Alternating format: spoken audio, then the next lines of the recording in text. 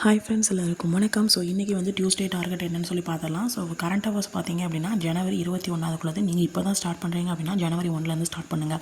So next வந்து ஜிஎஸ்சில் பார்த்தீங்க அப்படின்னா நேற்று வந்து நான் என்ன பண்ணேன், ரெண்டு லெசனாக கொடுத்தேன். பட் நிறைய பேருக்கு முடிக்க முடியல ஹவுஸ் ஒய்ஃப்க்கு. ஸோ அதனால் என்ன பண்ணுறேன் அப்படின்னா ஒரு லெசன் கொடுக்குறேன், அதை உருப்படியாக படிக்கணும். ஓகேங்களா? ஸோ நேற்று வந்து என்ன பண்ணுறாங்க, தொடக்க கால கிளர்ச்சிகள் படிச்சிருப்பீங்க. ஸோ இன்றைக்கி வந்து என்னென்னா ஹிஸ்ட்ரியாக போகிறோம். ஓகேங்களா? ஸோ காலனியத்துக்கு எதிரான இயக்கம், தேசியத்தின் தோற்றம். ஓகேங்களா? 10th ஸ்டாண்டர்ட் புக்கில் வந்து இருக்குது. ஸோ மேக்ஸில் வந்து பார்த்தீங்கன்னா டைம் அண்ட் ஒர்க். ஓகேங்களா? இந்த வீக்குள்ளே டைம் அண்ட் ஒர்க்கு முடிச்சு பாருங்கள். நெக்ஸ்ட் வீக்கு அடுத்த டார்கெட் வந்துடும். நெக்ஸ்ட் 2 வீக்குக்கு அடுத்த டார்கெட் மேக்ஸில் வந்துடும். ஓகேங்களா? ஏன்னா டைம் அண்ட் ஒர்க் வந்து ஆல்ரெடி நம்ம ஃபஸ்ட்லேருந்து படிச்சுக்கிட்டு இருக்கோம். ஸோ அதனால சொல்கிறேன். ஸோ தமிழில் பார்த்தீங்க அப்படின்னா ல வேறுபாடு, அப்புறம் சந்திப்பிழை, இந்த 2 டாப்பிக்காக முடிச்சிருங்க. ஓகேங்களா?